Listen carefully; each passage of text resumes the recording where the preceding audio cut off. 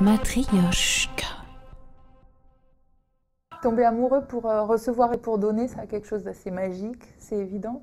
Mais Michel Serres est allé aussi plus loin, bien entendu, puisqu'il nous aide à décrypter le mécanisme de la transmission.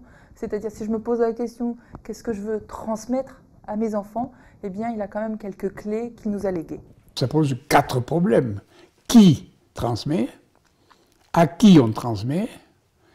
Quoi transmettre? Et comment le transmettre? Ça fait 4 problèmes. Et alors, évidemment, les 4 problèmes doivent être lucidement examinés, peut-être par nous aujourd'hui, mais pourquoi pas?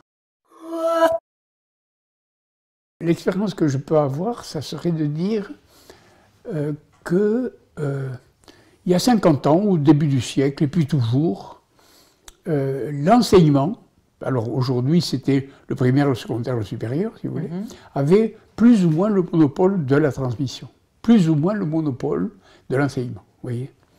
Eh bien aujourd'hui, la crise de la transmission vient du fait que ce monopole est complètement perdu.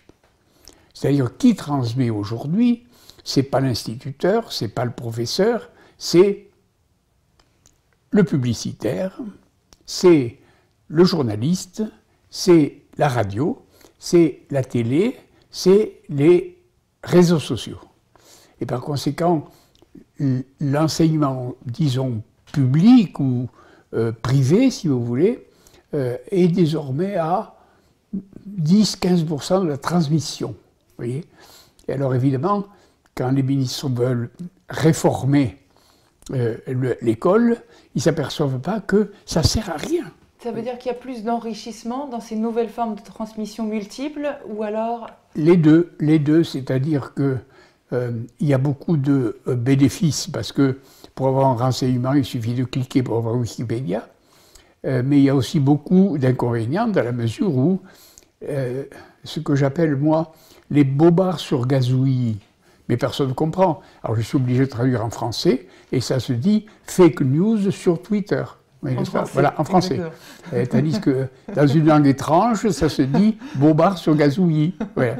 Mais vous voyez, c'est un bon exemple. C'est un bon exemple, c'est-à-dire, dès que vous parlez français, les gens ne comprennent plus. Et par conséquent, là, qui a enseigné ça? Ben, les gens qui propagent la langue anglaise. Tenez, je vais vous donner un exemple. Est-ce qu'un instituteur peut désormais apprendre à ses gosses que relais s'écrit AIS, alors qu'il le voit en lettres géantes, chaque fois qu'il passe à une gare plusieurs fois, écrit AY? En plus pour une librairie. Oui, alors, en plus de librairie francophone en général. Bon, alors, comment voulez-vous? Qui enseigne là? C'est le publicitaire, vous voyez? Et c'est pas l'instituteur. L'instituteur est battu. Matryoshka.